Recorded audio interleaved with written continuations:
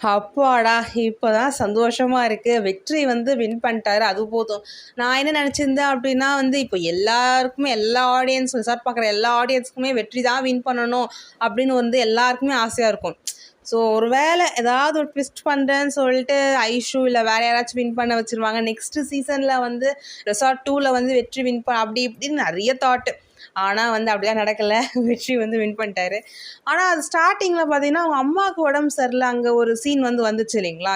So 20 lakhs குடுத்து surgery பண்ணா தான் வந்து அவங்க வந்து பொழைப்பாங்க. இல்ல பொழைக்க வைக்கிறதே கஷ்டன்ற அளவுக்கு வந்துடும். அப்போ வெற்றி அந்த நியூஸ் வரும்போது ரொம்ப டவுன் ஆயிடுவாரு. ஸோ எவ்வளோ கஷ்டம் நான் நான் பாண்டி கிட்ட சொல்லுவாரு, "இல்ல பாண்டி நான் போறேன்."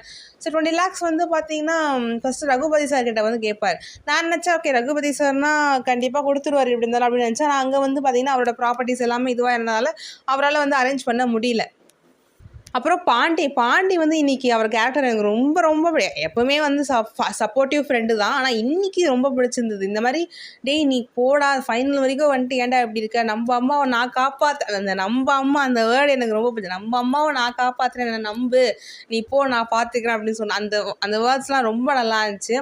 அதே மாதிரி இந்த மாதிரி அமௌண்ட் கொடுத்ததை வந்து பாண்டி வந்து குடுகுடுன்னு ஓடி வந்து வெற்றி கிட்ட ஏன்னா வெற்றி வந்து நர்வஸாக இருப்பான், அவன் பயத்தில் இருப்பான் அப்படின்னு தெரியும். ஸோ அதனால் எல்லாரையோடய ஓடி வந்து அந்த சீனை பாண்டி பார்க்க ரொம்ப நல்லா வேர்த்து விறுவிறுத்து போய் ஃப்ரெண்டுக்காக ஓடி வந்து சொல்லுவார்ல. அப்போ கூட பார்த்தீங்கன்னா 20 லேக்ஸ் யாரை ரகுபதி கொடுக்கல, சரி ஓகே. நீ யாரை குத்துருப்பான்னு எனக்கு சத்தியமாக ஐடியா இல்லை. அப்படியே காட்டுவாங்க இல்லைங்களா, லைட்டிங்கில் நான் நினச்சேன் ஒரு நெடுமாறனோ ஒரு வேளை வெற்றிக்கு அவர் ஏதாவது ஹெல்ப் பண்ணுறாரோ அப்படி இப்படிலாம் மைண்டு போச்சு. அதுக்கப்புறம் வந்து ஜோஜி, அடடா வாட் அ ட்விஸ்ட்டு.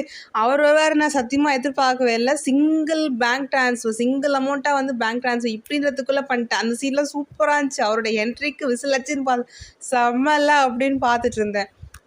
ஸோ அதுக்கப்புறம் ஓகே எல்லா ப்ராப்ளம் சால்வ் அப்படின்னு சொல்லிட்டு வெற்றி சமைக்க ஆரம்பிப்பார் பாருங்க. அந்த துண்டை எடுத்துகிட்டு போட்டு அப்படியே உதறி அந்த சீன்லாம் செம்மமாக பார்க்குறதுக்கு. அதே மாதிரி ஜோஜி சார் வந்து பார்த்தீங்கன்னா வெற்றி நான் ஜெயிச்சிட்டேன், உங்களுக்கு அந்த பணம் கொடுத்துட்றேன், அதெல்லாம் ஒன்றும் வேணாம், நீ ரசம் சாதம் செஞ்சு கொடு போதும். ரசம் சாதம் அப்படின்றது it's a normal thing.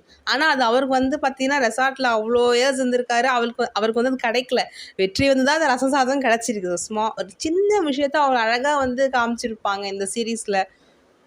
So anyway ஆசைப்பட்ட மாதிரி வெற்றி வந்து வின் பண்ணிட்டாரு. ஸோ உங்களுக்குலாம் எவ்வளோ ஹாப்பி அப்படின்றத கமெண்ட் செக்ஷனில் ஷேர் பண்ணுங்கள்.